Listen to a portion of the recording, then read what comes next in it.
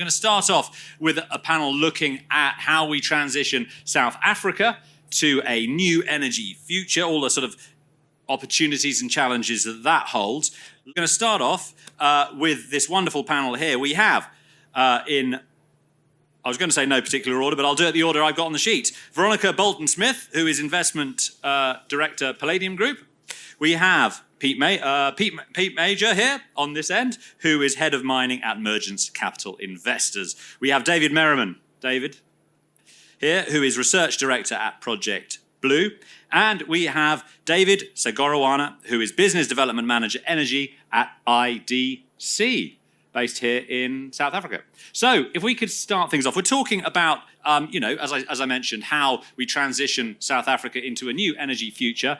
And I think if we could start actually maybe with Pete to say, tell us a little bit about the sort of the current situation. You're based here, American by birth, but lived in pretty close, Leo. A very long time. Just right on the border. Yeah, there we go. What, Mexican?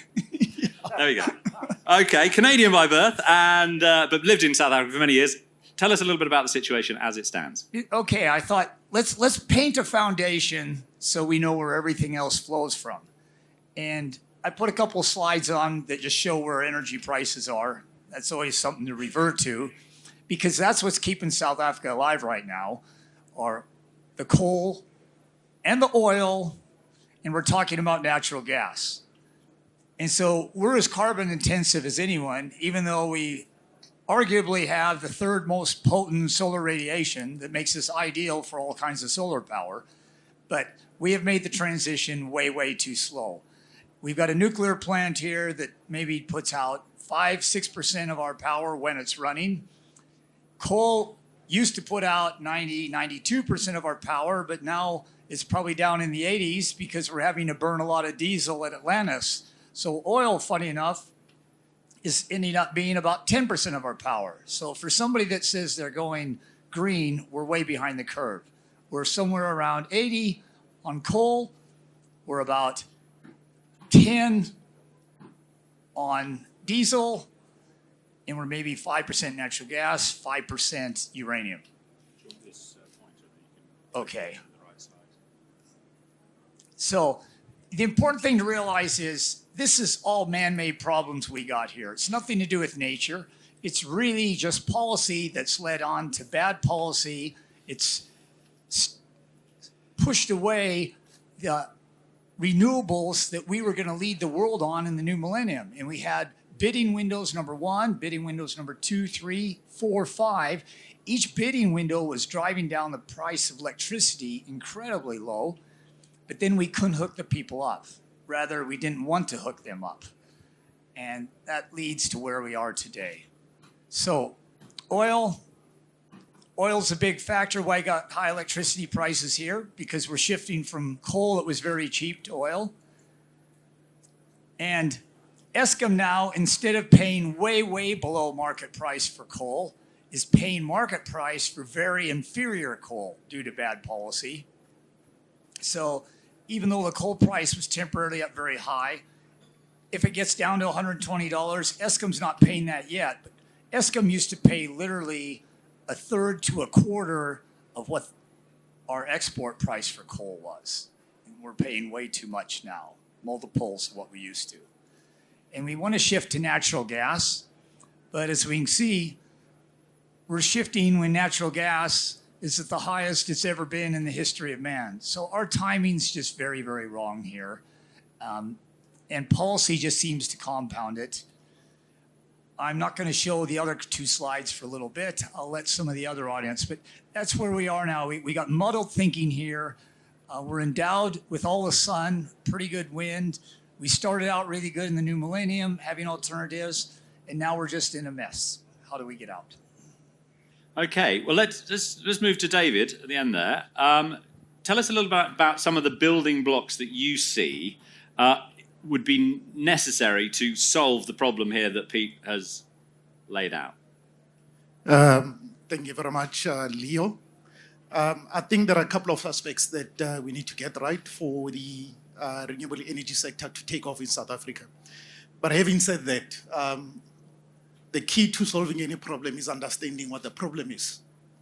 And unfortunately, we're sitting in a situation where we think that we are sitting at stage 2 or stage 4. But in my view, we're probably at stage 12.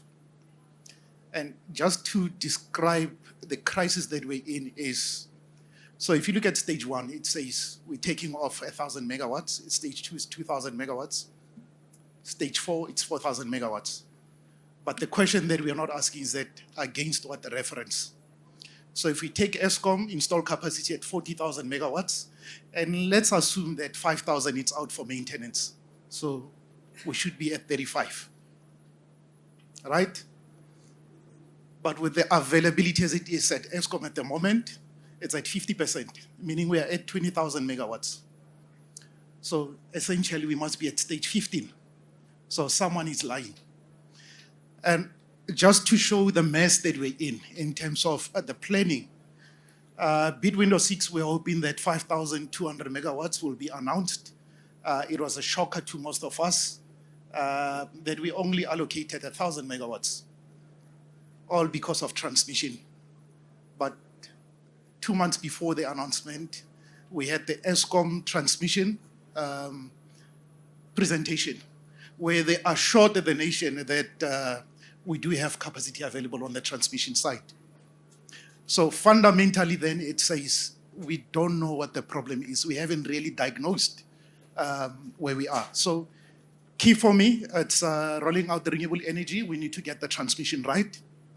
And also we've been talking about energy mix. So talking about the renewable energy mix, renewable energy introduction or the execution. At the same note, we're talking about energy mix. That implicitly says we need to get our coal-fired power station running so that we can slowly or at a certain pace introduce renewable energy into the system. Those are, for me, the 2 key fundamental issues, and maybe just to touch on the last one, Leo. We all know how the renewable energy has been structured since round 1. And it's based on Eskom being the sole off-taker. If we want to make meaningful impact in terms of introducing renewable energy into more of the renewable energy, we cannot rely on Eskom being the off-taker. And key what we have seen in the private sector market, we cannot rely on this 20-year 10 PPAs. So we need to be in a case where rather than securing a PPA, we know that we need energy. Start by building, the demand is there. So let's take the merchant approach. For me, those are 2 key or 3 key fundamentals that I think we need to have in place to make sure that we've got a very successful energy sector in South Africa. A lot of work, though, still to go. It's a lot of work. And that will take a lot of stakeholders to be involved. Absolutely. Veronica, you've worked with a lot of projects all around Africa, and looking into these sort of things. Tell us about give us your take on what needs to be done. Hello, hi everyone. Thank you, Leo, and thanks to the organisers for putting on this session and the day. So yes, I've been working with investors for 19 years, predominantly in the energy space in Africa. And one thing I'll say is that I think we are really at a critical point in South Africa's energy history. We've had a lot of competent, experienced heads of Eskom, but still they've not been able to fix the issues. And I think that's where you see a crossover of government interfering with business of the day. And I think really that needs to be unpicked. Ultimately, and really what the private sector is saying is that Eskom needs to be privatised, and that's perhaps the big solution here. And maybe I'm going to say something that means I don't get on a plane back home at the end of this week. But I think it does need to be explored. And then also, I think look at the people in the room and look at those that are attending mining in Durban. Certainly, the mining industry is such a big industry in South Africa and really looking to grow. And how are they going to grow with a load shedding going on every day. We've experienced it here. I think the aircon let us down earlier in the day. We really need to sort of look at this energy mix. So decommissioning a coal plant perhaps isn't the best solution right now, but we also need to invest heavily in the transmission and distribution networks. We also need to call on our neighbours within the region as well. So there's lots of interesting things being done with the SAPP pool, South African power pool. Namibia next door has hydrogen. We need to be having discussions around how we can utilise that also. And then just bringing in private investors to invest in some of the plants and make them more efficient. That would probably be where I'd go, and that's certainly what I'm hearing. So a few things to consider there. Absolutely. David, if we bring you in now, tell us a little bit about, Project Blue, you look at critical minerals and the sort of supply chains. How are you seeing South Africa as, there's an opportunity here, surely, to feed into this, but what's your take on this? Yes, South Africa does have a lot of the opportunities for the critical minerals suite. I think it's obvious at the moment that there's a lot of attention, particularly from production of PGM group metals, and which is attracting a lot of the current industries that we're seeing, say, particularly in the automotive sector within South Africa. But when it comes to maybe some of the more battery-focused raw materials, we have obviously lithium here, which is being developed, but really being able to amalgamate all of those battery materials into one space and then having energy security and reliable energy inputs being brought in is going to need to be a key factor in the development of the South African battery industry. You then need to look further downstream into why build a battery manufacturing plant, or at least precursor plant within South Africa. The market size here is large for Africa, but really on a global scale, there's still it's not that attractive a market to really flood the investment in. And generally, it depends obviously on the processing, but you don't want to switch processing plants off, particularly once you've got the process kind of going.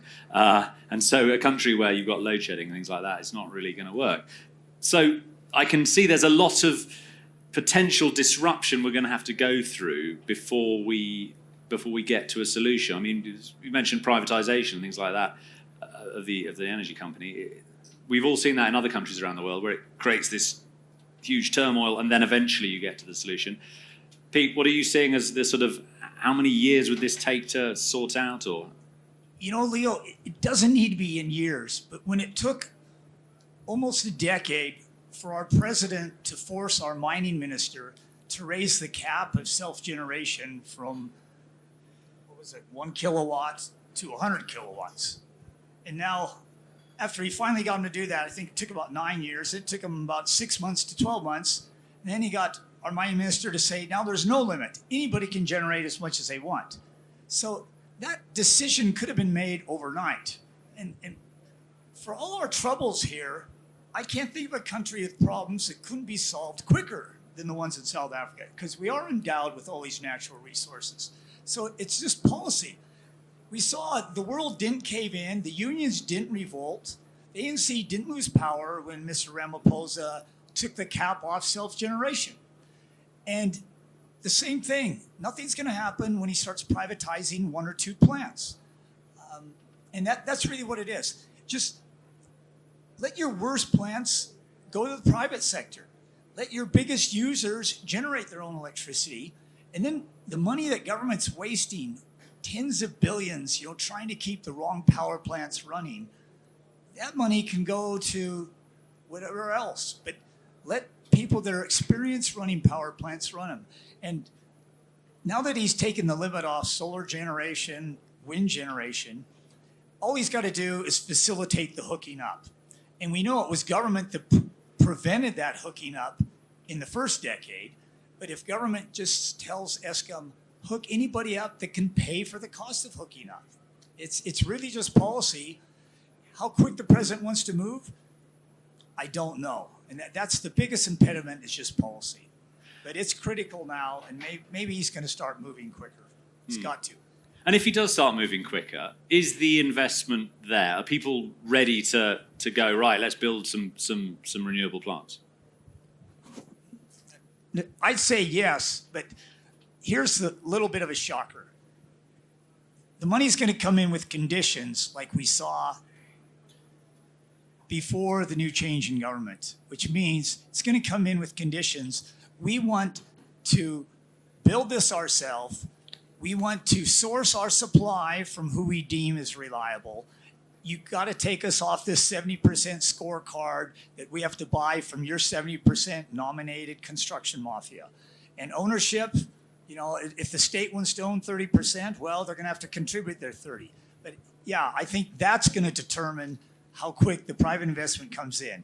It's all or none. It's like World War II. The Japanese and Germans are trying to negotiate these conditional surrenders. It's got to be unconditional. Money's going to come in here. It'll take over these plants. It'll run efficient, cheap, but it's got to be unconditional. Leo, maybe just to respond to that, Peter, I don't think we've got a policy issue here. We've got an execution issue. I think the policy is in place. Everyone knows what needs to be done. It's making sure that we're committing to the course, needing to do or implement what needs to be done at the right time. So, in my view, is that we don't have a policy issue, but we've got an execution issue. How does that get solved? We just need to do. We stop talking and start doing. How can they start doing it after 26 years? It's unfortunate. I think it will have to take us a crisis, and we're in that crisis where we now need to reflect to say, if we don't do anything, we are doomed. So my view, I think this is it's the opportune time that we start focusing on the execution rather than talking on the policies. I agree. I think there is a lot of talking, and we all attend these conferences and we hear the same things repeated again and again, but we don't seem to learn. For me, it's around the working groups, and really, I think it's going to take the private sector to basically outmaneuver what's going on with the government. The government should concentrate on the policy side. My question is, policies have been written, but have they been written around the JET, the just energy transition? So that's where I see your players like the European Union, USAID, FCDO really collaborating and working with government to make sure that they have strong policy and incentive frameworks to attract investment. But the private sector needs to start having these discussions with the likes of the IDC, with the Energy Council in South Africa, who are really spearheading some interesting ideas around how the private sector can engage in some of these, the power solutions. So I think we're moving on from, I definitely feel a step change in the air. I think that we are sick and tired of the load shedding. We are fed up with, having to deal with this day in, day out. And what we're seeing as well is that there's a huge gap between the energy rich, the energy poor, the wealthy are leaving. And so that then creates a vacuum that needs to be filled. And, a lot of these SMEs and so forth are the ones who are paying the price. So how are we going to fix that? And that's where I go back to the government and the policy side of things. And then the private sector should do what they do best, which is just getting on with the business. Mm. So we should have, a number of investors and things in the room here, maybe looking at this. What is the actual sort of size of the prize? Let's talk about the actual opportunities for someone to come here and invest in a project. What would you say are the opportunities? Gee, Leo, I've seen numbers, trillion rand. So even with our weak currency, trillion rand's what, $75 billion. And yeah, it is billions. This was the 9th largest industrialized country till quite recently. So there's easily $75 billion. I keep reading 50 gigawatts has to be built. So theoretically, we've got 44 gigawatts now, and only half of it's online. And that half is coming from very old generators. So literally, we have to build a 50 gigawatt fleet in the next 10 years. So $75 to $100 billion minimum. And yeah, it's up for grabs. We can't fund that ourselves. So it's going to take foreign funding. But unfortunately, we've lost so much credibility. We're going to have to go on junkets overseas and talk people into coming here. They're not going to come and volunteer. The good people that can really build and run this, we're going to have to make special trips, I think, and show them we're really serious this time. Serious this time? I mean, what put them off last time, or what do you need to tell them? I mean, Well, I think what put them off was when we started these bid windows in the new millennium. Said, hey, we want to go to green ahead of the world, and we opened it up, and we allocated it to through a pretty legitimate process, and then the people went to window number 2. And boy, the bidding was more intense. The price of that electricity was dropping dramatically. Then we went to bid window 3, 4, and we had a few conditions about local manufacture. The foreigners invested a few $1 billion here plus, building windmill plants, building solar panel plants, and as soon as the first plant was ready to go, then they were told, oh, we have to think about this before we hook you up. So we were serious in the new millennium, but we kind of changed halfway through the stream to being unserious. So part of the things, in my view, what we need to change and implement. So the issues that Peter is pointing out are largely based on the fact that we've been rolling out the program. It's on a start-to-stop basis. Round 1, round 2, and now we are at round 6.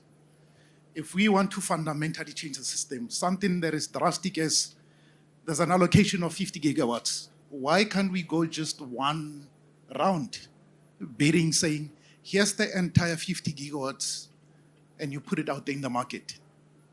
Let the IPPs bid. The advantage with that is that whichever IPP or IPPs win, now they've got volumes on their side. They can go and negotiate with the suppliers and say, on the basis of whatever 15,000 megawatts, let us negotiate instead of negotiating on 100 megawatts here and there. So I believe that if we go that way, that will move the scale. But coming back to what David said earlier on, there's an opportunity here from a dispatchability point of view. And this is where energy storage will become key, and maybe talking to the miners here is there will be a demand, or there is already a demand for battery minerals. And we need to invest in battery minerals, not just in South Africa, but in the continent. When you look at the lithium-ion chemistry, there's lithium, there's nickel, there's cobalt. We do have that in the region. But that implies that we need to collaborate from a regional perspective and not compete. So that's one on the lithium. Second one is that we need to explore other avenues as well. The likes of vanadium. We've got one of the largest rich vanadium deposits. Why don't we explore that with a view of manufacturing vanadium-based redox flow batteries to compete equally, or not even compete, to add on to the mix that we have at the moment. This is in addition to the lithium technology.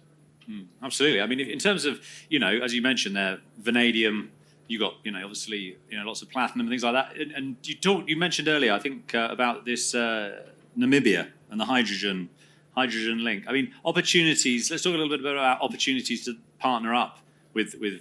I think Veronica mentioned it earlier as well. This SAPP to get the region together to solve this problem, because I'm sure it's not just a uniquely South African problem. What are the opportunities to partner up around the region?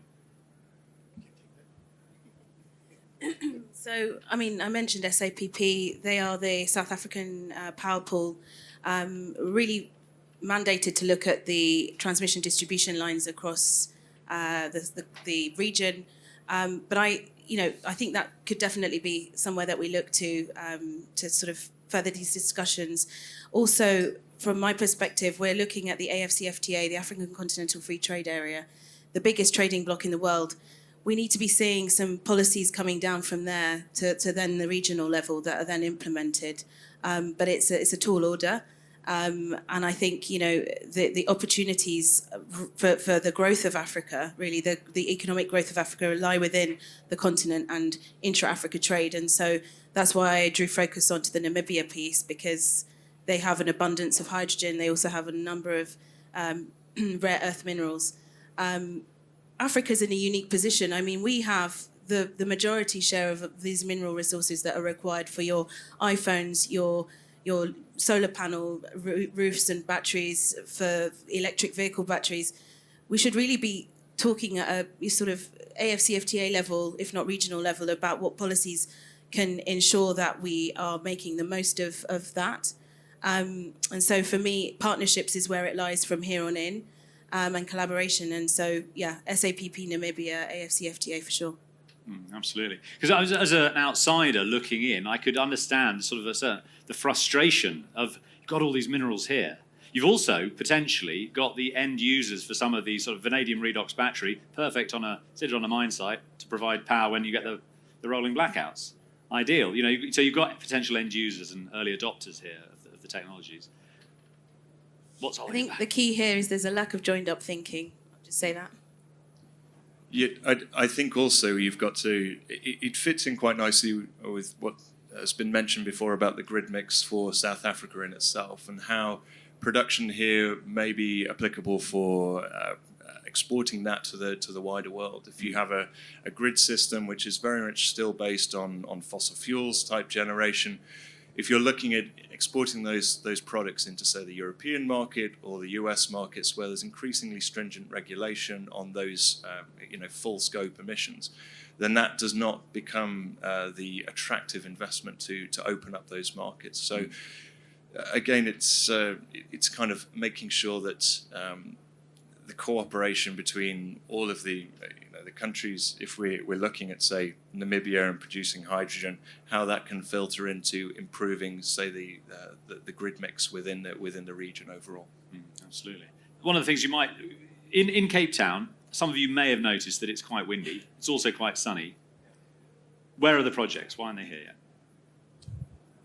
Only the city is doing any that we know of, and they've really only got the latitude to do that, I think, literally the last 3 or 4 months, Leo. And I remember they were asking for it in 204, 205, but it's all about politics and power here. And that's literally all it is. This has always been a progressive city, Cape Town, but it's just this iron grip that the ANC has had on all policy, legislation. They wanted to have infinite control over all of it. And you're right. Cape Town's the foreign destination, and it's supposed to have the most liberal, proactive government. Where is it? But we've got a young mayor, and he's sending out lots of updates. And they say, I think we're going to have 100 megawatts here literally before June, July. So that's going to be less than 12 months from getting permission to have the power coming if they're on schedule. And I think when people see that one's going, I know there's a few more behind it. And it will accelerate. It will speed up. And this is going to have to be the showcase here. And then I think the rest of the provinces are going to demand that the government let them do the same. Well, you've got a nice mountain up there that you could put some nice flat solar panels on top there. That'd be ideal. How do investors from overseas then get involved? What would be the recommended pathways if you were looking to tap into this amazing opportunity that obviously has some challenges, but what would be some opportunities to get involved? Maybe let me take that one up, Leo. If you look at the renewable energy sector, based on where we started in 2010 with regards to the reprogram and what the tariffs were back then, on the cost curve side, we're in a similar situation when it comes to battery energy or battery minerals at the moment to where we are. So we started with high tariffs in 2010, and now with the rollout of these solutions, now the tariffs have come down, are very highly competitive at the moment. So when you look at energy storage, this is where we are. In my view is that there's still a premium that the market is willing to pay. So it makes much more sense for the miners to come into the game at this stage. So that's one. The other thing that I've continuously mentioned since we started, transmission. At times, if we don't do anything on the transmission side, we may end up making the mistake of investing in behind the meter on renewable energy. Then the question becomes the existing transmission infrastructure. Who will be responsible for maintaining that or upgrading that? So it needs to be a mixture of both, the distributed as well as the other forms of energy into the sector in terms of the rollout. So in my view, it's I think those are the opportunities where we are at the moment when you look at the business models. The third one, just to emphasize, and I think I did mention it earlier on, how do we move away from the 20-year PPAs to make sure that we are still viable based on the deals that we're doing? We need to be in a situation where we can develop the deals now on a merchant approach, and that's where the opportunity is for outside investors. With the view that on the offtake side, we can aggregate offtakers. And those offtakers now will be in a position to sign up 5-year PPAs instead of 20-year PPAs. So the business model itself is changing. And I think we need to be embracing these new business model in the energy space. Leo, I'd agree with Dave. He said at the start with the mining companies. And yes, that's the engine room of this country. They have been the most proactive of being independent of Eskom. They've been the ones lobbying. They're the property owners of other property around them, and they've got the Eskom distribution lines coming right to them. So I think the low-hanging fruit is definitely the mining companies. You know, they're easy to negotiate with. They follow standard negotiating principles. Politics is reduced to a minimum. You know, sense of urgency there, and they own the ground. They own some of the transmission lines and some of the substations.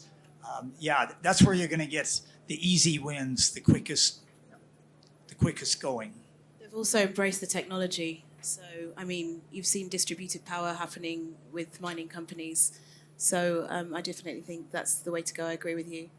A couple of other points just to maybe close off from my point of view, but certainly I think Africa's population boom is something that we don't really talk about a lot, but to me it's a really frightening concept that's on the horizon. I think the figures are like a third of the world's population will reside in Africa by 2050. 400 million people will live in Nigeria alone, which means it will surpass the United States. That's a big issue if you don't have jobs. And, you know, that in the long run will really come and bite a lot of the leaders here badly. Because if we're not creating jobs now, what does that mean for the future?